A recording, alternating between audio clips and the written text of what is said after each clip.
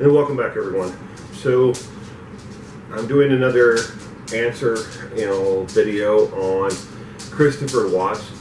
It seems like every time another TV, movie, or another documentary or pseudo-documentary, I should say, comes out in the media, the influx of questions and messages directly, not necessarily on comments on videos, that I get spikes a lot.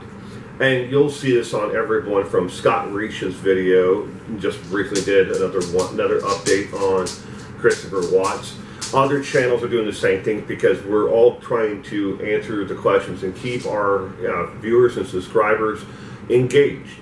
If you have questions about this case, you can leave them in the comments section below on this video. And like so many others have, reach out to me on either Twitter or Facebook or other social media. The links are right there in the upper right-hand corner on my channel itself. So with that said, let's get into it.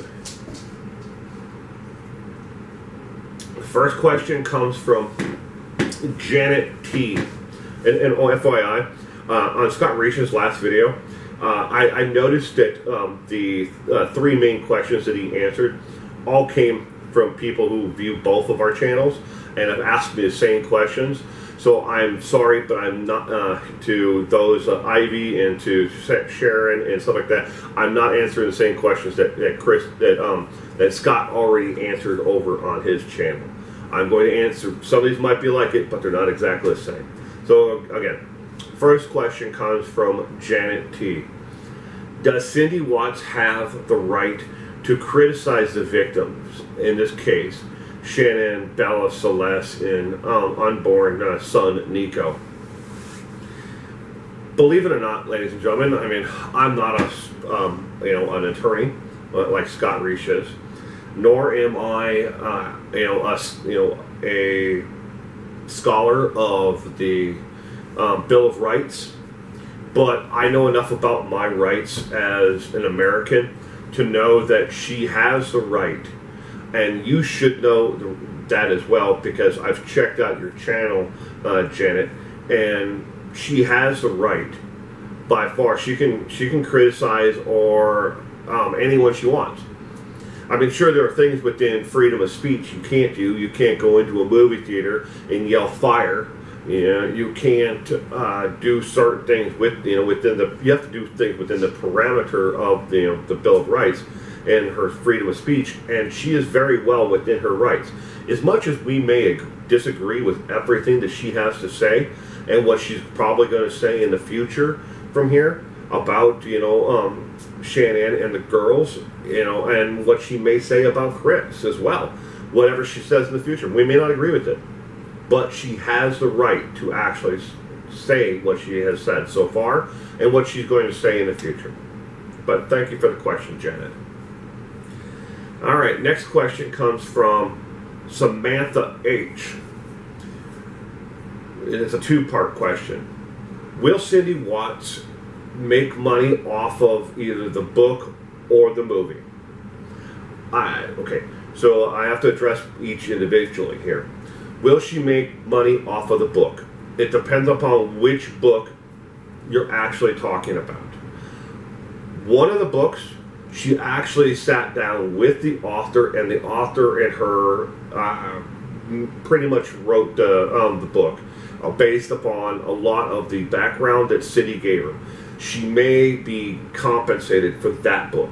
Now, for the book on letters from Christopher Watts, no. No, she's not going to make anything off of that. Will she make money off of the other books that are on Amazon? And there are quite a few of them. There are a lot more books out there than you may actually be aware of. And most of those books are, Amazon has a process that's called print on demand. So what they do is like a normal publisher, there's a manuscript that gets sent in, an editor edits it, and then it goes back for a rewrite, and they may go back and forth like that, and then people pick out covers, and and they come to terms on royalties and everything else, and there's a contract signed, and the writer gets paid. Where print on demand with Amazon, and they're not the only company like this, there are quite a few of these companies around the United States and in the world. You write the book.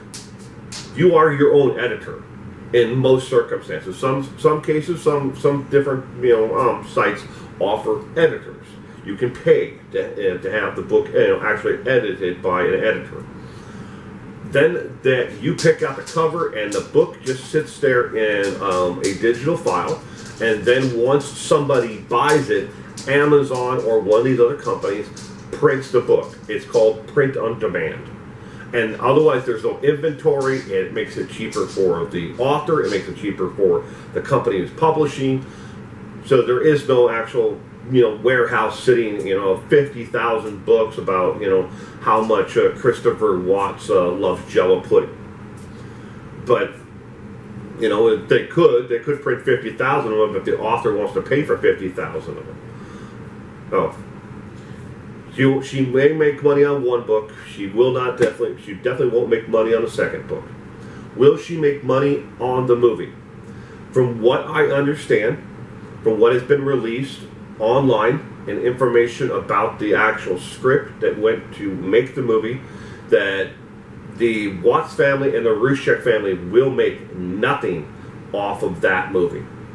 That it's 100% what someone who went out, and if they're going to write a story for a CBS, ABC News, but instead that person went out, got another writer, and those two writers went together and they wrote the entire script for the movie, based off of what's public information. From what I understand, they're not going to make anything off of the movie, or both families off the movie. And Cindy may make something off of the book. I'm not sure if she is or not.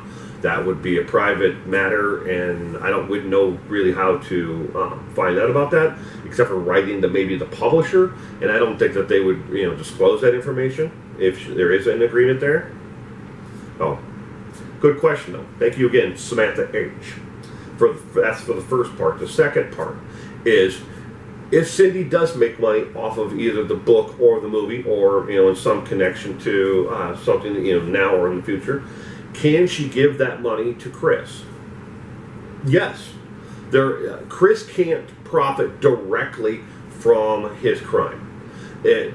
Most commonly called the Son of Sam law. He can't directly profit off of it, but somebody else can tell the story about what he did, and they can profit off it. And if they then decide to give him that money, he can't. But remember, before Christopher Watts will get even a dime of that money, the Roosh checks are right there because they've already been granted a judgment against him, and his inmate account is being garnished for everything that comes in. He does get there's a maximum on how much money they can garnish per transaction, total amount. But the Roosh checks, they'd be easier just to give Chris a little bit of money and then send a check off to the Roosh checks. But again, of course, that's all up to them. Excuse me. But that's both parts of Samantha H's question. Next, you speak about Trent Bowles' relationship with Chris and others in the case. Well, that's probably because I've already addressed it 6 or 7 times total throughout the entire series. There was no relationship between Trent Bowles and Chris. Trent made the entire thing up so he could get on the news and get a little bit of fame, his 15 seconds of fame. The relationship with anybody else in the case, I know of nobody else who has ever met this individual or ran in any circle where they would have known him at all. And otherwise, for connections, I don't know of any. I don't talk about it unless I have documentation that actually proves that he knew somebody else in this case. And as far as I know, there's nobody. But thank you for the question, Hector B. Next question. Why didn't the police arrest Nicole? She clearly was involved in the crime. Well, that comes down to the Constitution, and in a nutshell. And to break this down, I believe Scott Reich did it much better than I could probably ever do it justice for. In a nutshell, in order to be charged with a crime, there has to be evidence that proves beyond a preponderance of the evidence that you actually were part of the actual crime. Speculation, wishing, or saying, you think that they did it, that's first off, it's not going to get an arrest warrant. It's not going to lead to a conviction. Was she involved by her own admission to the crime? She never admitted to being anywhere near the crime scene or being part of the crime. She admitted to having a relationship with the person who committed the crime later on. That doesn't make her guilty of the actual crime. As much as we want to, nail her to a stake and burn her alive, there is not any evidence that proves that she actually committed the crime with Chris, or any evidence that in text messages form or anything else, conversations from him or from her, nowhere is there any evidence that she actually told him to do it either. I know a lot of people think, well, there's no text message. It doesn't mean she didn't say it to him in person. Well, he threw her onto the bus as much as he could after he protected her. But even then, he never said anything about or hinted at that she actually told him to do that. He put that all in his own head. That was all up here in Chris. So that's why she hasn't been arrested. And believe me, when it comes to the state prosecutor and the police and everything else, they would love nothing else but to arrest her and convict her as being part of this crime if there was evidence that proved that she was actually part of it. There isn't. And that's just how it is. Was she? We can all guess and speculate on that, but there's no evidence that actually says there's enough here to charge her with a crime. Thank you, Marcia L., for that one. Next, what's your take on Chris Watts' new confession? This, Scott T., who has asked this question, I've got this question a lot, and I don't know exactly where this is coming from. I could not find any new confession or anyone who's visited him in the penitentiary where he could have given a confession to them. Nor a letter written out that says that, here's my real and true confession. I think what people are doing is there's been some YouTube creators who put up thumbnails that said, Chris Watts' true confession and Chris Watts' new confession. And I think what they're basing that on is the interview that he did at Dodge Correction with Tammy and law enforcement, Tammy from the CBI. I think that they're basing that new confession on that. But because I can't find anything else out there. But I received a lot of people who asked me the same thing. Have I seen the new confession? Did I read the new confession? What's my take on his new confession? And I can't find anything out there that is about new in confession from Christopher Watts. But thank you again for the question, Scott T. Next question. Have you been told not to report on Chris Watts' connection to organized crime? This comes from 617. I don't know what 617 means. I was thinking it was probably a police code, so I looked it up, and it's not a police code that I could find that's very popular. But 617 asked this. I don't know of any connection that Christopher Watts would have to organized crime, nor can I think of a single organized crime family out there that would want Christopher Watts as part of it. He's not the brightest individual out there, and he doesn't exactly have a set of skills that would help organized crime. So I doubt that he really would have any connection to organized crime.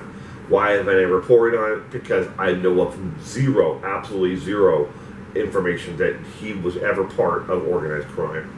But thank you for the question, 617. Next question. Where is Nicole now, and has she changed her name, or is she in witness protection? I'll take each one of those individually. Has she changed her name? No. Is she in witness protection? No. She doesn't qualify even remotely for witness protection.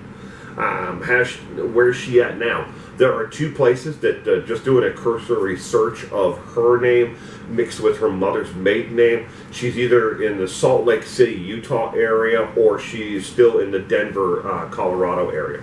She could, at least there's two places that come up with power bills and cable bills in those two areas that that could be her. She also could be in Massachusetts as well, because she does have extended family and friends in that area as well. Where she is, I don't know. That, I don't know why so many people are really hooked on trying to find her and out her. But I will warn you, if unlike that other individual out there who ended up outing some lady who was a complete innocent victim, who lived in I believe Minnesota or Wisconsin, one of the two, where they outed this lady because she had the exact name. I warn you, don't do that.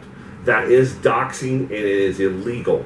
Even if you're doxing the wrong person, it's still illegal. Don't do it. You don't want to tread down that slippery slope, like that other person did.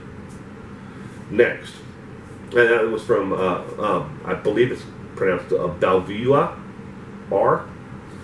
So the next question, why don't you give your sources for the information that you've reported on? Are you afraid to, or have you been told not to? And this one is from Samantha LL. That is exactly how it says, Samantha, capital L, capital L. Why don't I give my sources? I have. And a lot of my videos, I've given the sources where you can research the information yourself. I'm not going to give you the exact page number or the exact, where to look once you've gone to that site. I will tell you where to get the information. I'm not in the business of doing the research for every other YouTube channel out there. And I say that, and please don't take this the wrong way. I've had people steal 100% of my content and hold an index card up over the corner over my watermark on my page and basically share my video as theirs. I've had people, that asked me, who friended me, and then asked for information about a case, like in the Christopher Watts case, where can I get this information? I gave that to them, and then they went ahead and called it an exclusive for themselves, and never even bothered to even put anything in the description that, which would have been nice. By the way, I got this information from him. That would have been nice. But that happened time and time again. And finally, I said, you know what? Enough is enough. I'm not going to be the researcher for every YouTube channel out there that is just too lazy or doesn't, can't figure out how to use the internet. Because you're on the internet watching my content. You can do this research yourself. So in a lot of cases, again, I put the links to where the information is, and it's up to you to get the information. Yeah, some of those sites and where the information came from is behind a paywall. I had to pay to access it. Why should you not be able to, or have to pay for it as well? And a lot of people get nasty and they get mad at me for not, giving them information and showing them in a video how after you go past the paywall, you can access different governmental sites and courts, and information to, to get this information. I understand. I really do. It's not falling on deaf ears, but I pay for that access to it to get that information. And I've never been told not to do it. And even if somebody told me not to do it, I'd still do it anyways, because it's my right to gather the information and to talk to you about that information. Factual information that I can support. And I know out here in the court of public opinion, a lot of people would rather, nail me to a stake and burn me alive. But, and in a court of law, I know that I am 100% protected by what I've had to say and what I've been able to gather. Because just because I got it behind this one paywall doesn't mean that I use that information. I have to find another source somewhere else to be able to verify it. And that's the way I do it. And that's the way this entire channel has been run. I try to keep this as factual as possible. And yeah, there have been a couple of times where I've spoken firsthand to people and they have flat out lied to me. And I had egg on my face, and I then came out and I made an apology video because I was obviously wrong. And when if that ever happens again, which I'm sure it will, I will make another video to apologize for whatever I did that was wrong.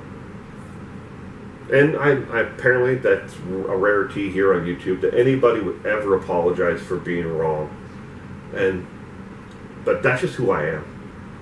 I humble myself and say, look, you know, I made a mistake, and here's the information. This is what was right. This is what I got wrong. But that's it for today.